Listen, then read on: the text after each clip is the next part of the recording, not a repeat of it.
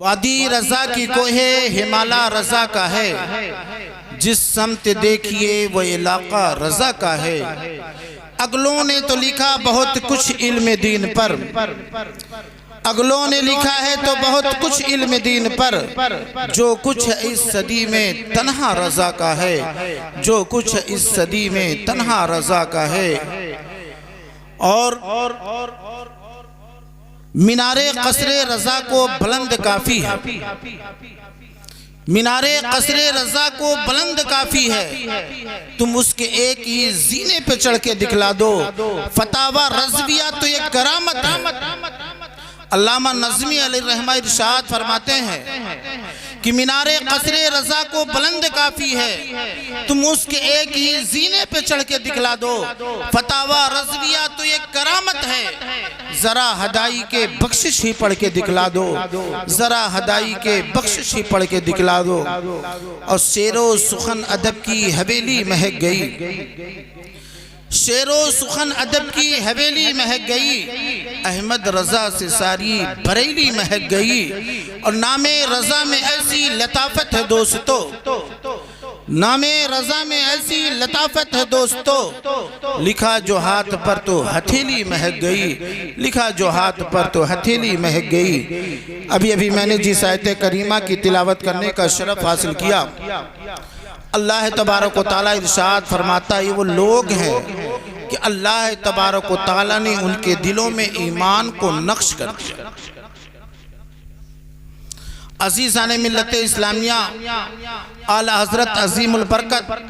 الشاہ امام احمد رضا خان فاضل بریلوی رحمۃ الرضوان کی وہ شخصیت ہے جنہوں نے ہمارے ایمان اور عقیدے کی حفاظت کی۔ اور کون ایسا شخص ہوگا جو اپنے محسن کے احسان کو بھلا سکے؟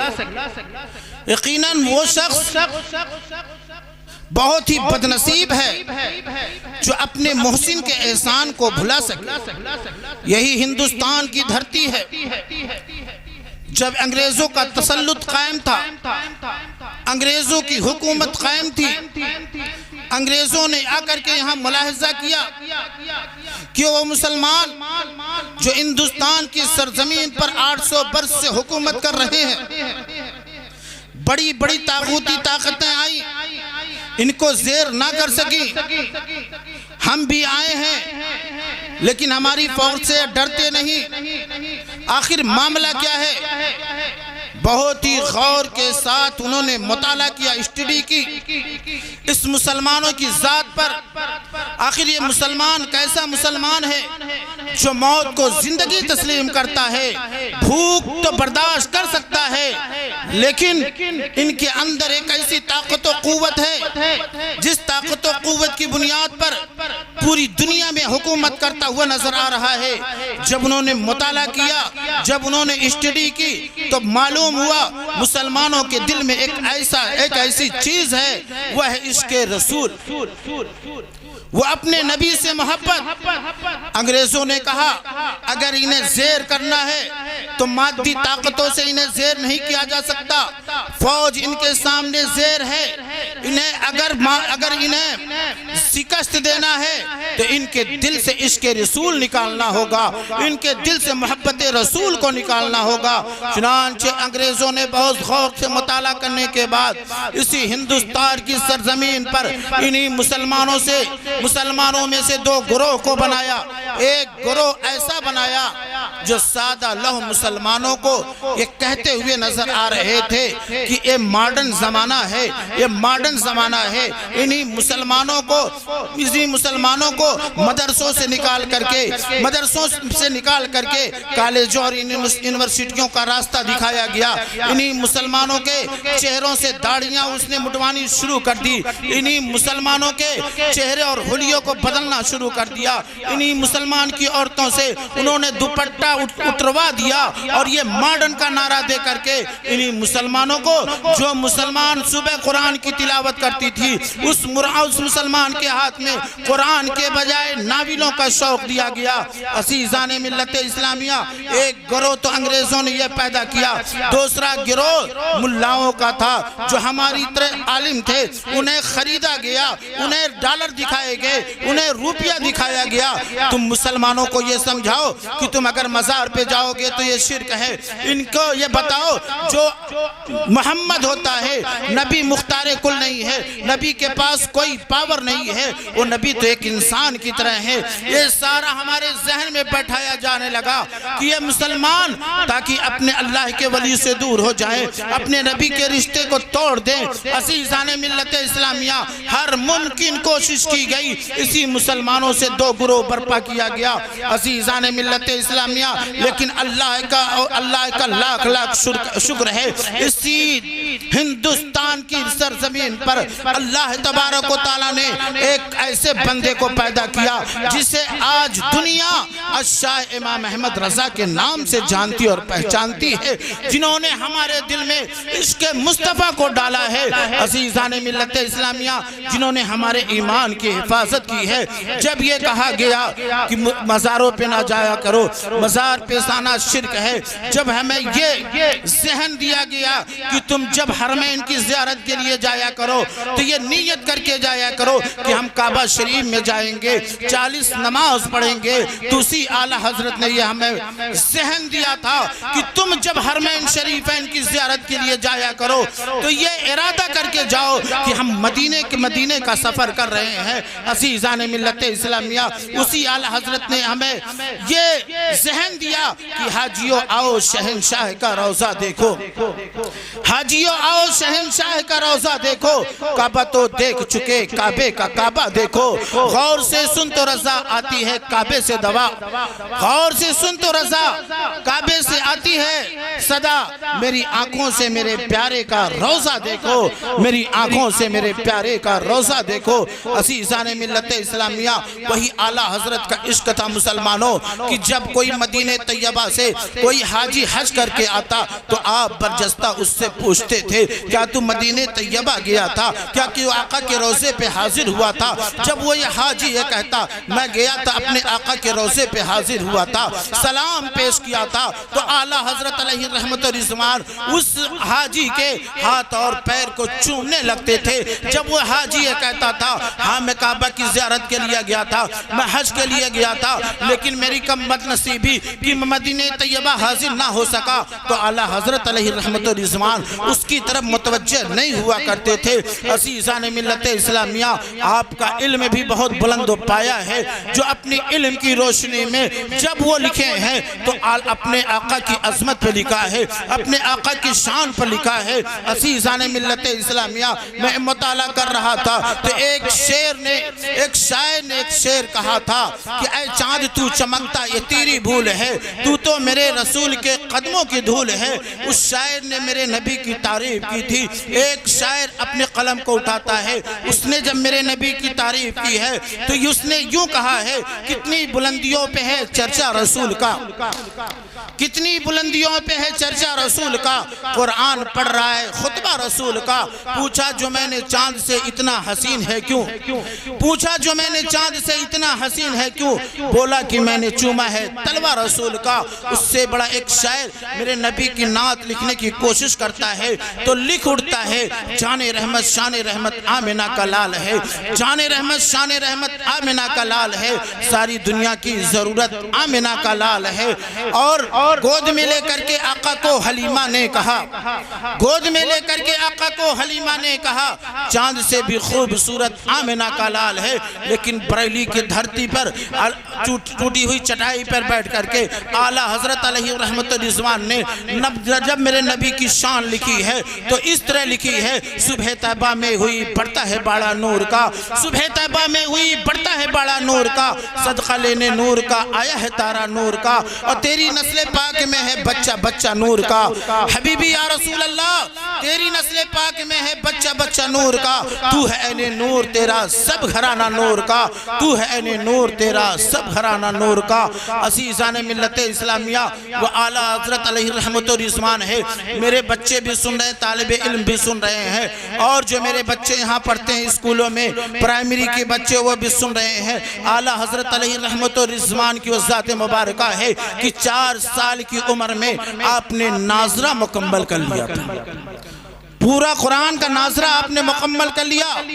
آج کا ہمارا بچہ اپنے حال سے بے خبر ہوتا ہے، 4 سال کی عمر میں اسے اپنے حال کی خبر نہیں رہتی، لیکن اعلیٰ حضرت علیہ رحمت و رضوان کی وہ ذات مبارکہ ہے کہ آپ نے 4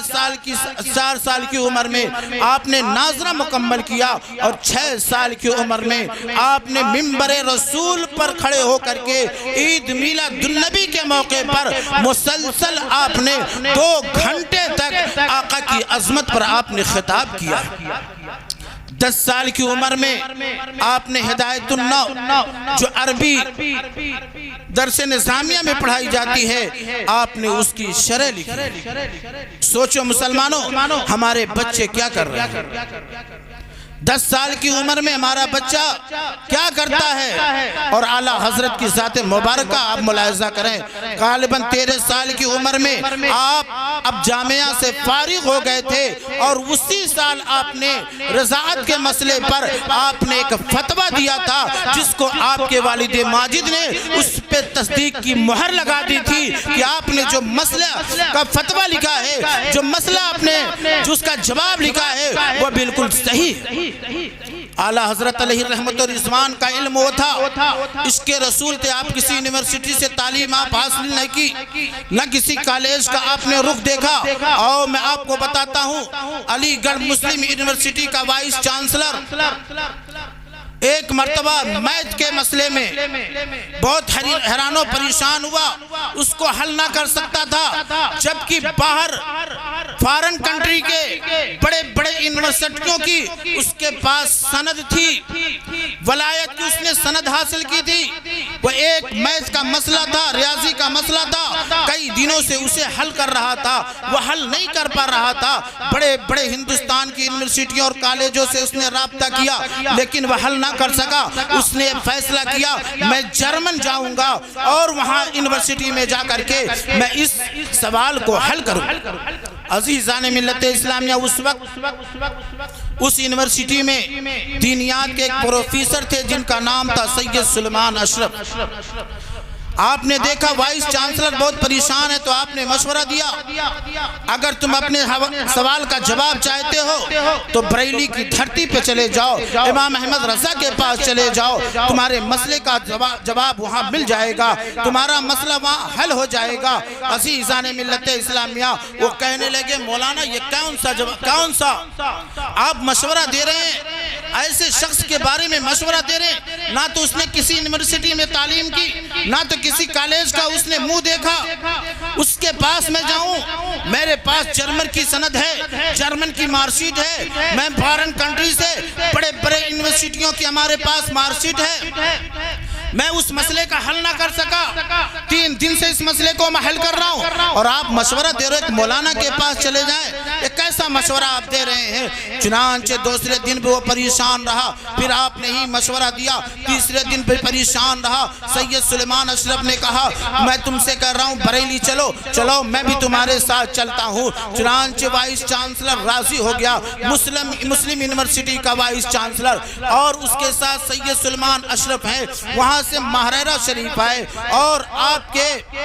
جو پیر طریقت تھے ان کے شہزادے سید مہدی حسن کو لیا، اور ساتھ ملے کر کے بریلی کی دھرتی پر آئے، اور جب بریلی کی سرزمین پر آئے تو آپ کے پیر طریقت، آپ کے پیر کے شہزادے نے گھر میں اطلاع دلوائی کہ میں آ گیا ہوں، سید مہدی حسن صاحب نے اطلاع بھیجوائی کہ میں آ گیا ہوں۔ چنانچہ اعلیٰ حضرت نے پردہ کرایا، پھر اس کے بعد جب سید صاحب تشریف لے گئے تو آپ نے سادات ہونے کی وجہ سے آپ نے ان کا استقبال کیا. استقبال کرنے کے بعد جب سارے لوگ بیٹھ گئے اس وقت اعلیٰ حضرت کی بہت سخت طبیعت خراب تھی. وائس چانسلر سے آپ نے پوچھا کس مقصد کے تحت آپ آئے ہیں؟ انہوں نے کہا ایک مسئلہ ہے ریاضی کا، میں کئی دنوں سے اسے حل کر رہا ہوں. میں نے یہ پلان بنایا ہے کہ اس مسئلے کو حل کرانے کے لیے میں جرمن کا سفر کرنے والا ہوں. میں جرمن کی یونیورسٹی میں جاؤں گا، اس مسئلے کو وہیں حل کراؤں گا. اعلیٰ حضرت علیہ رحمت و رضوان نے ارشاد فرمایا آخر وہ مسئلہ کیا ہے بتاؤ تو صحیح. وائس چانسلر نے کہا ارے اتنے جلدی کیسے بتا دوں، آپ اتنے جلدی کیسے پوچھ رہے ہیں جس کو میں کئی دنوں سے حل نہ کر سکا. اعلیٰ حضرت علیہ رحمت و رضوان نے ارشاد فرمایا ذرا بتاؤ تو صحیح. وائس چانسلر کا بیان ہے جو ہی میں نے بتایا اور اعلیٰ حضرت نے ارشاد فرمایا اس سوال کا جواب یہ ہے. واہ واہ واہ سبحان وائس اللہ. چانسلر کہتے ہیں ایسا معلوم ہوتا تھا کہ میں مسلم علی گڑھ سے چلا ہوں اور اعلیٰ حضرت یہاں بریلی کی دھرتی پہ بیٹھ کر اس کو حل کر رہے تھے. معلوم ایسا ہو رہا تھا کہ میں وہاں سے اپنا مسئلہ لے کر آ رہا ہوں. اعلیٰ حضرت اسے کتاب میں مطالعہ کر رہے ہیں. میں نے یہ سنا تھا علم لدنی ہوتا ہے، آج میں نے دیکھ لیا کہ علم لدنی. زندہ و نعرے تکبیر. اللہ تبارک و تعالی ارشاد فرماتا ہے وَاصْبِرْ نَفْسَكَ مَعَ الَّذِينَ يَدْعُونَ رَبَّهُمْ بِالْغَدَاةِ وَالْعَشِيِّ. آپ افراتفری کا ماحول نہ بنائیں، بیٹھ جائیں، خاموشی کے ساتھ بیٹھیے. آپ اللہ فرماتا ہے وَاصْبِرْ نَفْسَكَ مَعَ الَّذِينَ يَدْعُونَ رَبَّهُمْ بِالْغَدَاةِ وَالْعَشِيِّ. اللہ فرماتا اپنے بندوں سے اے میرے بندوں اپنے آپ کو ان لوگوں کے ساتھ رکھو، ان لوگوں کی محفل میں بیٹھو، اپنے آپ کو ان لوگوں کی مجلس میں رکھو جو اپنے رب کو صبح و شام یاد کرتے ہیں، جو اپنے رب کو صبح و شام یاد کرتے ہیں. پھر اللہ فرماتا ہے اے میرے بندو جب ایسی محفل مل جائے، جب ایسی مجلس مل جائے جہاں اللہ والے بیٹھے ہوں، جہاں اللہ رسول کی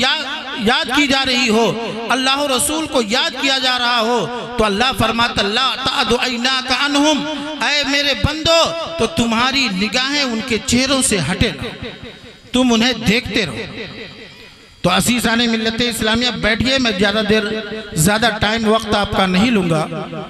میں عرض کر رہا تھا حضرت امام مالک رضی اللہ تعالیٰ عنہ جب آہستہ آہستہ چلنے لگے تو مریدوں نے پوچھا حضور آپ آہستہ آہستہ چلنے معاملہ کیا ہے؟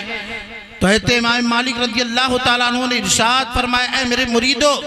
میرے پاؤں میں مدینے کی گلی میں کانٹا چھپ گیا ہے. کل میدان محشر میں اگر اللہ تبارک و تعالیٰ نے پوچھ لیا اے مالک تو کیا لے کر آیا ہے تو خدا کی بارگاہ میں میں عرض کروں گا اے اللہ تبارک و تعالیٰ میرے پاس کچھ ایسا نہیں ہے جو تیری بارگاہ میں پیش کروں. ہاں ایک بات یہ ہے کہ تیرے محبوب کی گلیوں سے گزر رہا تھا، اس مدینے پاک میں میرے پاؤں میں کانٹا چھپ گیا ہے، اسی کانٹے کا داغ لے کر آیا ہوں.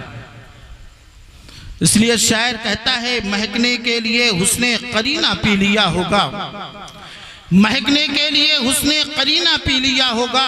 گلابوں نے محمد کا پسینہ پی لیا ہوگا. اور نبی کے عاشقوں کے دل اگر جنت میں لگتے ہیں،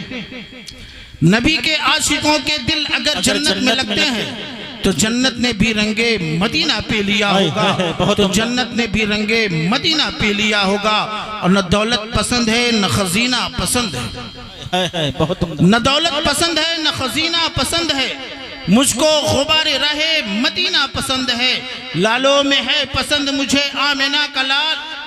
لالوں میں ہے پسند مجھے آمنہ کا لال، شہروں میں مجھ کو شہر مدینہ پسند ہے، شہروں میں مجھ کو شہر مدینہ پسند ہے. اور فراز عرش کی عظمت سلام کرتی ہے، فراز عرش کی عظمت سلام کرتی ہے، نبی کے شہر کو جنت سلام کرتی ہے. اور حبیبی یا رسول اللہ تمہارے در سے ہے رکھا جس نے امید کرم، تمہارے در سے ہے رکھا جس نے امید کرم، خود اس کے آکے ضرورت سلام کرتی ہے، خود اس کو آکے ضرورت سلام کرتی ہے، خود اس کو آکے ضرورت سلام کہتی ہے. آپ محفل رسول مصطفیٰ میں بیٹھے ہوئے ہیں تو یہ عقیدہ بنا کے بیٹھے خیال عشق رسالت معاب رہتا ہے، حبیبی یا رسول اللہ خیال عشق رسالت معاب رہتا ہے، ہر ایک لمحہ میرا کامیاب رہتا ہے۔ میری نظر کی بلندیوں کو کون سمجھے گا، میری نظر کی بلندیوں کو کون سمجھے گا، میری نظر میں تو بس مدینے کا خواب رہتا ہے، میری نظر میں تو بس مدینے کا خواب رہتا ہے۔ عزیزان ملت اسلامیہ، میرے آقا دو عالم صلی اللہ تعالیٰ علیہ وسلم کی تعریف و توصیف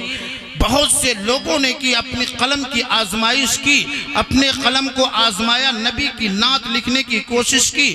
ایک شاعر ابھرا ہے، اس نے میرے نبی کی نعت لکھی۔ جب اس نے چاند کی چاندنی کو دیکھا، چاند اپنے پورے جوبن سے نکلا ہوا تھا، اور میرے نبی کے چہرے کو قرآن مقدس میں پڑھا تو پکار اٹھا، اے چاند تو چمکتا یہ تیری بھول ہے، اے چاند تو چمکتا یہ تیری بھول ہے، تو میرے رسول کے قدموں کی دھول ہے، تو میرے رسول کے قدموں کی دھول ہے۔ اس سے بڑا ایک شاعر اٹھتا ہے، اپنے قلم کو اٹھاتا ہے، نبی کی نعت لکھنے کی کوشش کرتا ہے۔ کبھی چاند کی چاندنی کو دیکھ رہا ہے، چاند پورے جوبن کے ساتھ پھیلا ہوا ہے، چاند کی چاندنی پورے روئے زمین پر پھیلی ہوئی ہے۔ چاند کی چاندنی کو دیکھتا ہے، میرے نبی کے چہرے کو قرآن مقدس میں پڑھتا ہے تو پکار اٹھتا ہے، کتنی بلندیوں پہ ہے چرچا رسول کا، کتنی بلندیوں پہ ہے چرچا رسول کا۔ قرآن پڑھ رہا ہے خطبہ رسول کا، اور پوچھا جو میں نے چاند سے اتنا حسین ہے کیوں، پوچھا جو میں نے چاند سے اتنا حسین ہے کیوں، بولا کہ ہم نے چوما ہے طلبہ رسول کا، بولا کہ میں نے چوما ہے طلبہ رسول کا۔ اس سے بڑا ایک شاعر اٹھتا ہے، اپنے قلم کو اٹھاتا ہے، نبی کی نعت لکھنے کی کوشش کرتا ہے۔ کبھی چاند کی چاندنی کو دیکھتا ہے، چاند پورے جوبن کے ساتھ پھیلا ہوا ہے، چاند کی چاندنی پورے روئے زمین پر بکھری ہوئی ہے۔ چاند کی چاندنی کو دیکھتا ہے، میرے نبی کے چہرے کو قرآن مقدس میں پڑھتا ہے تو پکار اٹھتا ہے، جان رحمت شان رحمت آمنہ کا لال ہے، جان رحمت شان رحمت آمنہ کا لال ہے، ساری دنیا کی ضرورت آمنہ کا لال ہے۔ گود میں لے کر کے آقا کو حلیمہ نے کہا، گود میں لے کر کے آقا کو حلیمہ نے کہا، چاند سے بھی خوبصورت آمنہ کا لال ہے، چاند سے بھی خوبصورت آمنہ کا لال ہے۔ اس دنیا کی وہ شعراء تھے جنہوں نے میرے نبی کی نعت لکھی، لیکن اسی روئے زمین پر، اسی ہندوستان کی دھرتی پر، اسی اتر پردیش کی زمین پر بریلی نام کی ایک زمین ہے، وہاں کی ٹوٹی ہوئی چٹائی پر ایک شخص، وہاں کی ٹوٹی ہوئی چٹائی پر بیٹھ کر اعلیٰ حضرت امام احمد رضا خان فاضل بریلی رضی اللہ تعالیٰ عنہ جب اپنے قلم کو اٹھاتے ہیں، چاند کی چاندنی کو دیکھتے ہیں، چاند پورے روئے زمین پر پھیلا ہوا ہے، چاند کی چاندنی پورے روئے زمین پر بکھری ہوئی ہے، چاند کی چاندنی کو دیکھتے ہیں، میرے نبی کے چہرے کو قرآن مقدس میں پڑھتے ہیں تو پکار اٹھتے ہیں، صبح طیبہ میں ہوئی بڑھتا ہے باڑا نور کا، صبح طیبہ میں ہوئی بڑھتا ہے باڑا نور کا، صدقہ لینے نور کا آیا ہے تارا نور کا، اور حبیبی یا رسول اللہ تیری نسل پاک میں ہے بچہ بچہ نور کا، حبیبی یا رسول اللہ تیری نسل پاک میں ہے بچہ بچہ نور کا، تو ہے عین نور تیرا سب گھرانہ نور کا، تو ہے عین نور تیرا سب گھرانہ نور کا۔ عزیزان ملت اسلامیہ، اس محفل رسول میں آپ بیٹھے ہوئے ہیں تو اپنے مقدر پہ ناز کریے۔ ہمارے پاس کوئی ایسی دولت نہیں، ہمارے پاس اتنے نیکیوں کے ذخیرے نہیں ہیں کہ کل میدان محشر میں وہ ترازو جس پر نامہ اعمال تولے جائیں گے، ہم اس ترازو کا اپنے نامہ اعمال سے مقابلہ کر سکیں۔ عزیزان ملت اسلامیہ، اللہ تبارک و تعالیٰ کی نعمتیں لامحدود ہیں۔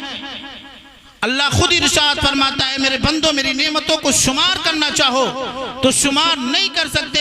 انلیمیٹڈ نعمتیں ہیں اللہ تبارک و تعالیٰ کی۔ عزیزان ملت اسلامیہ، ایک مرتبہ اللہ کے پیغمبر حضرت داؤد علیہ السلام نے خدا کی بارگاہ میں عرض کیا، اے اللہ تبارک و تعالیٰ، میں اس ترازو کو دیکھنا چاہتا ہوں جس میں تو بندوں کے نیک اعمال تولے گا، جس پہ تو بندوں کے نام اعمال تولے گا، میں اس ترازو کو دیکھنا چاہتا ہوں۔ اللہ کے پیغمبر تھے، اللہ تبارک و تعالیٰ نے اپنے پیغمبر کی اس عریضے کو قبول فرمایا، اس دعا کو قبول فرمایا۔ اللہ تبارک و تعالیٰ نے سارے پردے ہٹا دیے، جتنے حجابات تھے سارے ہٹ گئے۔ حضرت داؤد علیہ السلام نے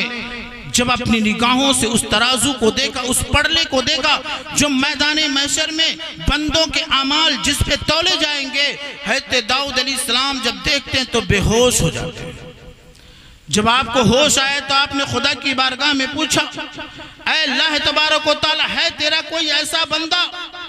جو اپنے نام اعمال سے تیرے اس ترازو کے پڑلے کو بھر دے؟ آواز آئی، اے میرے پیغمبر، اے میرے نبی، میرا وہ بندہ جس سے میں راضی ہو جاؤں گا، اگر میرے راستے میں کھجور کا ایک ٹکڑا بھی صدقہ کرے گا، میں اس کے صدقہ طفیل میں اسے معاف کر دوں گا۔ تو آج اس محفل میلاد مصطفیٰ میں بیٹھے ہیں جو ہمارے واجد علی چچا نے رچائی اور بسائی ہے، اس محفل میں بیٹھے ہیں تو عقیدہ بنا کے بیٹھے ہیں۔ آج اس محفل میں بیٹھے ہیں، یقیناً ہمیں عقیدہ ہے، ہمارا یہ ایمان ہے کہ اللہ تبارک و تعالیٰ اپنے محبوب کے ذکر سننے کی وجہ سے ہمارے گناہوں کو معاف فرما دے گا اور ہماری مغفرت ہو جائے گی۔ عزیزان ملت اسلامیہ، میں آپ کو بتاتا چلو، یہ ایک حدیث مصطفیٰ ہے، وہ حدیث مصطفیٰ آپ کی نگاہوں کے سامنے رکھ کر کے میں رخصت ہو جاؤں گا۔ حضرت انس بن مالک رضی اللہ تعالیٰ عنہ سے مروی ہے، ان رجلا آتا النبی صلی اللہ تعالیٰ علیہ وسلم،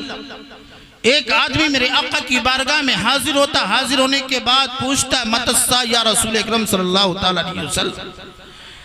اے اللہ کے نبی یہ بتائیے قیامت کب قائم ہے؟ آپ علماء کرام بیٹھے ہوئے ہیں، نقیب اہل سنت بیٹھے ہوئے ہیں، حضرت مولانا سید علی صاحب سے پوچھئے کہ قیامت کب قائم ہوگی؟ تو آپ سے برجستہ پوچھیں گے آپ نے اس کے لیے کوئی تیاری کی ہے کہ نہیں کی ہے؟ تو آپ کا یہی جواب ہوگا، آپ محفل میلاد مصطفیٰ کا انعقاد ہوا ہے، اللہ و رسول کا ذکر ہو رہا ہے، ہم اللہ و رسول کا ذکر سن رہے ہیں، اس عقیدے کے ساتھ بیٹھے ہوئے ہیں کہ اللہ و رسول کا ذکر سننے کی وجہ سے اللہ تبارک و تعالی ہمارے گناہوں کو معاف فرما دے گا۔ یہ بھی تو امتحان کی تیاری ہے، یا آپ کہہ سکتے ہیں۔ لیکن جب اس صحابی نے پوچھا، یا رسول اکرم صلی اللہ تعالیٰ علیہ وسلم، متی الساعہ، قیامت کب قائم ہوگی؟ میرے آقا نے پوچھا، ما عادت لہا، اے صحابی تو قیامت کے بارے میں پوچھتا ہے، بتا تو نے اس کی کیا تیاری کی؟ بتا اس کی کیا تیاری کی ہے؟ زمین تابع کی ہوگی، سوا نیزے پہ سورج ہوگا، سارے لوگ جس کے جیسے گناہ ہوں گے اسی طرح پسینے میں ڈوبا ہوگا۔ عزیزان ملت اسلامیہ، فَمَن يَعْمَلْ مِثْقَالَ ذَرَّةٍ خَيْرًا يَرَهُ وَمَن يَعْمَلْ مِثْقَالَ ذَرَّةٍ شَرًّا يَرَهُ، جو ذرہ برابر بھی نیکی وہاں کرے گا کل میدان محشر میں دیکھے گا، جو ذرہ برابر بھی برائی کرے گا کل میدان محشر میں اسے دیکھنا ہے، ذرے ذرے کا حساب ہوگا۔ عزیزان ملت اسلامیہ، جب اس صحابی نے پوچھا، متی الساعہ یا رسول اکرم صلی اللہ تعالیٰ علیہ وسلم، اے اللہ کے نبی بتائیے قیامت کب قائم ہے؟ میرے آقا نے پوچھا، ما عادت لہا، ہے صحابی قیامت کے بارے میں پوچھتا ہے تو اس کی تیاری کیا کی؟ ایک صحابی کا عقیدہ آپ کی نگاہوں کے سامنے پیش کر رہا ہوں۔ صحابی رسول صلی اللہ تعالیٰ علیہ وسلم نے عرض کیا، یا رسول اکرم صلی اللہ تعالیٰ علیہ وسلم، ما عادت لہا من کثیر صلاۃ ولا صوم ولا صدقۃ، اے رسول اکرم صلی اللہ تعالیٰ علیہ وسلم، میں نماز آپ کے پیچھے پڑھتا ہوں، میں روزہ بھی رکھتا ہوں، میں آپ کے پیچھے نماز بھی پڑھتا ہوں، صدقہ زکوٰۃ و خیرات بھی کرتا ہوں۔ یا رسول اکرم صلی اللہ تعالیٰ علیہ وسلم، جس نیکی کے بارے میں آپ نے ارشاد فرمایا میں سارے کام کرتا ہوں، برائیوں سے میں رکتا ہوں، غریبوں یتیموں کی دیکھ بھال کرتا ہوں۔ یا رسول اکرم صلی اللہ تعالیٰ علیہ وسلم، میرے پاس نماز بھی ہے، میرے پاس روزہ بھی ہے، میرے پاس حج بھی ہے، میرے پاس زکوٰۃ بھی ہے، میرے پاس صدقات و خیرات بھی ہے۔ یا رسول اکرم صلی اللہ تعالیٰ علیہ وسلم، جو بھی نیکیاں آپ نے بتائی ہے میں وہ کرتا ہوں، لیکن یا رسول اکرم صلی اللہ تعالیٰ علیہ وسلم، کل جب میدان محشر قائم ہوگا، جب میدان محشر بپا ہوگا، ذرے ذرے کا حساب ہوگا، یا رسول اکرم صلی اللہ تعالیٰ علیہ وسلم، اس وقت میں نے اپنی نماز کو پیش کروں گا۔ یا رسول اکرم صلی اللہ تعالیٰ علیہ وسلم، میرے پاس نماز بھی ہے، میرے پاس روزہ بھی ہے، میرے پاس حج بھی ہے، میرے پاس زکوٰۃ بھی ہے۔ یا رسول اکرم صلی اللہ تعالیٰ تعالیٰ علیہ وسلم جب میدان محشر قائم ہوگا، نہ تو میں اپنی نماز کو پیش کروں گا، نہ تو میں اپنے روزے کو پیش کروں گا، نہ تو میں اپنے زکوٰۃ کو پیش کروں گا، نہ تو میں اپنے صدقات و خیرات کو پیش کروں گا۔ یا رسول اکرم صلی اللہ تعالیٰ علیہ وسلم، نہ تو مجھے نماز پہ ناز ہے، نہ تو مجھے اپنے روزے پہ ناز ہے، نہ تو مجھے اپنے حج پر ناز ہے، نہ تو مجھے اپنے زکوٰۃ پر ناز ہے۔ یا رسول اکرم صلی اللہ تعالیٰ علیہ وسلم، دنیا میں میں آپ سے محبت کرتا تھا، میدان محشر میں آپ کی محبت پیش کروں گا۔ تو آپ محبت رسول لے کر کے اپنے سینے